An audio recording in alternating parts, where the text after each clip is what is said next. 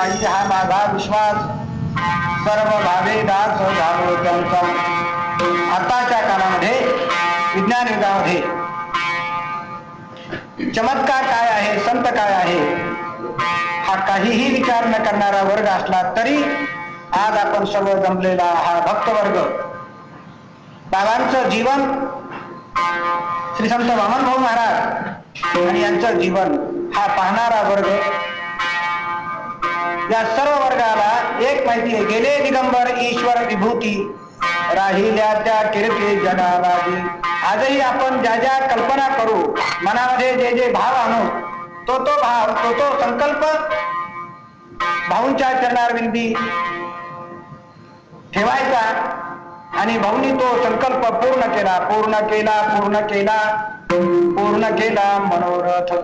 आणि म्हणून किती असे प्रसंग, कोणाकोणाचे प्रसंग या महाराष्ट्रामध्ये संत वामनभाऊ महाराज यांच्या चरणारविंदी,